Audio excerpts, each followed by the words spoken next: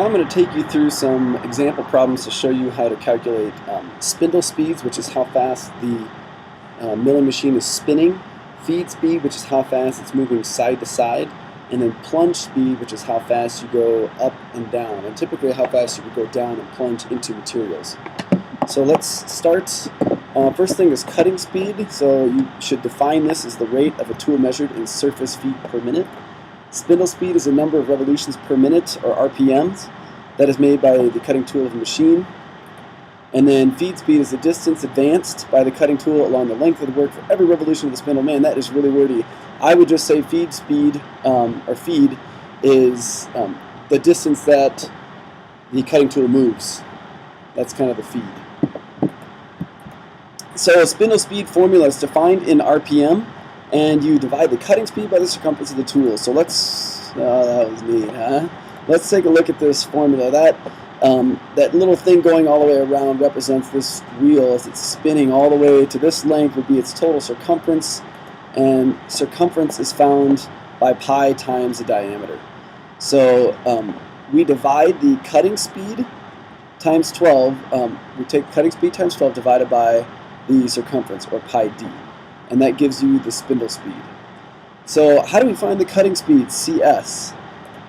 You find that in a tool, you find that in a chart. So there's going to be charts that are always given for you on the semester final and on the final at the end of the year. You're going to have a chart that shows you the cutting speeds. So if we're looking at a cutting speed for aluminum, for example, it has a cutting speed of 250. The question is, what spindle speed should be used to mill aluminum with a half-inch end mill? So remember, end mill is a flat part. So we have our formula. You should have this written down. Cutting speed times 12 divided by pi d. So, and it shows it right here. So we substitute 250 in for CS. We have 250 times 12. Do that math first, because if you do this, type it on your calculator, order of operations will screw you up. Because if you do 250 times 12 divided by pi times 0.5, it won't do the correct order of operations unless you use parentheses. So to be safe, you could just do the top, find out what that equals, do the bottom, find out what that equals, and then divide the two. And the 0.5 inches comes from the half-inch end mill, that's your diameter. So you end up with 1,910 RPMs. Note that there's no decimals here. 0.1 or 0.4 extra RPMs is so insignificant that you don't ever need to record to the decimal.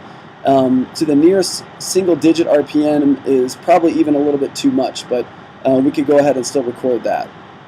So here's another practice one. What spindle speed should be used to mill soft cast iron with a 1/4-inch end mill?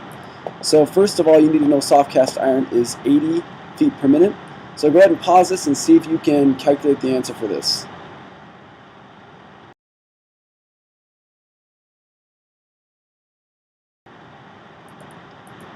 Did you get 80 feet times 12? And then the answer of that divided by pi times 2.25, 0.25 from a 1/4 inch, would have given you 1222 RPM. So please, please pause this and just take the extra 30 seconds or 60 seconds to make sure that you know how to do this and you're getting the correct answer. If you're not, call me over and I can help you out with this. The next formula you should write down is how to calculate feed rates. Again, that is how fast you're moving side to side, front to back. Side to side is in the X direction on the milling machine, front to back is in the Y direction on the milling machine. So here's your formula, and FM represents the feed rate in inches per minute. So take a second and just look at the clock right now. If you're going 1 inch per minute, watch the second hand go all the way around, and then just imagine that distance. So 1 inch per minute is a really, really slow feed rate. So just to give you kind of a perspective, FT is feed, and that's in inches per tooth times revolutions, kind of a wild unit there. NT is the number of teeth on the tool. Tool, or flutes is another name for that. And then N is the spindle speed. We just got done calculating some spindle speeds. So in order to find the feed rate, you would have to first calculate the spindle speed. So recommended tool feed. So for the feed value, you have a table for that also. And you're always going to want to choose the smaller number on these tables just to be safe and make sure you're not cutting too fast. So we have a face mill, a side mill, and an end mill. And you're really only going to be looking at end mills because that's the tool that we have, is the end mill here. So here's your example. If you're going to calculate the feed rate for end milling aluminum with a 2-flute, half-inch, high-strength steel end mill. HSS is high-strength steel. Probably a good acronym to note. So here's our formula. We need to know that we're doing aluminum, so our end mill feed is 0.005. And that is our FT. So to sort of organize your data here, you're going to want to write down FT equals 0.005. NT equals, well, how many teeth or flutes do you have? Looks like we have 2 based up here. And the next thing is your N value, your spindle speed, we have to calculate. So CS for aluminum cutting speed, if you looked at that original chart, was 250 times 12. And then we take that answer and we divide it by pi times 0.5, and we get that from the half-inch here. That gives you 1,910. So you end up with 0.005 for FT. NT is 2 teeth, and N is 1910 RPM. Those 3 pieces, that's all you need. You can just fill in the blanks. Multiply all those together, and you're going to get the feed rate. And so if we do that, multiply those together, you get a feed rate of 19.1 inches per minute. And here the tenth actually is relevant because you have such small numbers that you're working with. Now I want you to do this. So if you calculate the aluminum or the feed rate for face milling aluminum with 4 flutes, 3/4 inch high-strength steel end mill, then the first thing you're going to need to do is calculate the spindle speed.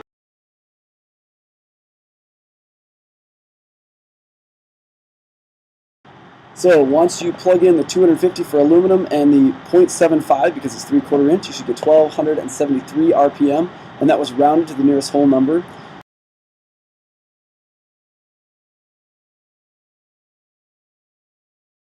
Your FT is 0.005, and your number of teeth is 4 teeth, and again we get 0.005, and we end up with multiplying all those together. 0.005 times 4 times 1273 is 25.4 inches per minute.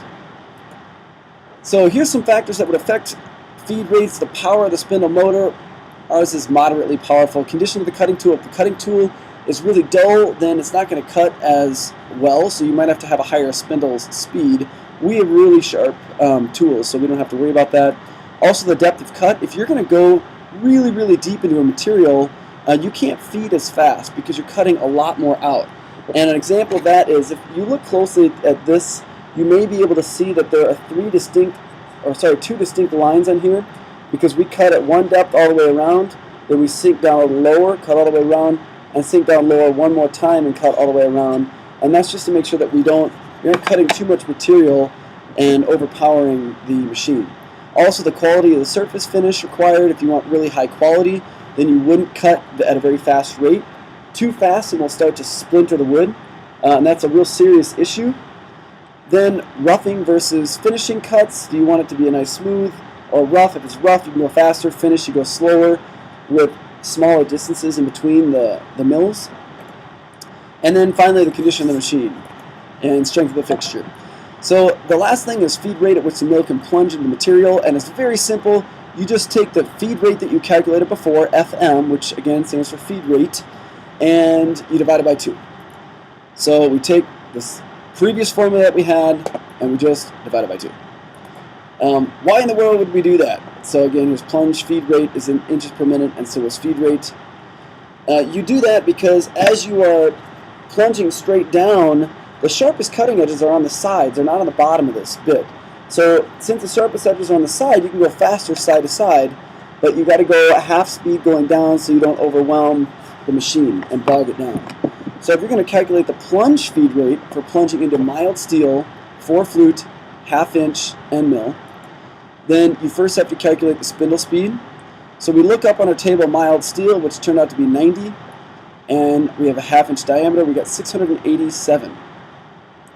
And what you should sort of note here is mild steel is harder than aluminum, so we have a slower spindle. We have a slower spindle speed, which may sort of make sense in your mind. It may be counterintuitive, but that's really important for you to remember. Then we continue on with our FM formula. We have 4 teeth. Our FT for mild steel end mill gave us a value of 0.002. And so we multiply those together.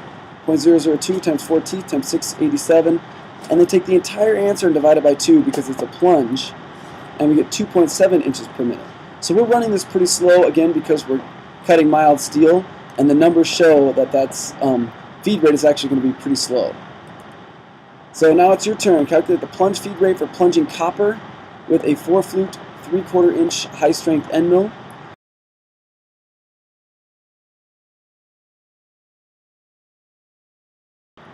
So hopefully you calculated the spindle speed to be 509 RPM. Copper had a cutting speed of 100.75 inches for the 3/4 inch diameter.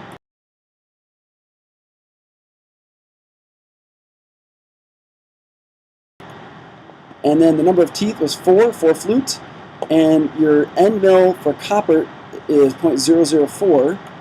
So we multiply this together, we divide by 2 again because it's plunge feed rate. So that word plunge is something you really want to be careful to pay attention to, and it ends up with 4 inches per minute. So that looks to me like copper is probably a bit softer than steel, although there are other factors because the size of the bit plays a role, how many flutes plays a role. So that might be a little bit too much of an overgeneralization, but just something that you might take a note. Other operations that require slower speeds, if you're reaming something or counter boring or counter sinking, then you use different values. So 1/4 or 1/2 to 2/3. These are less significant, so you probably don't need to note these down. But if you get really into milling, then that's something that's going to be important if you want to use some of these more advanced bits for completing maybe special projects that you want to work on your own, because you're free to use a milling machine for whatever you want after you've gone through all the safety procedures and you've shown you know how to run it. And then tapping, which would be threading.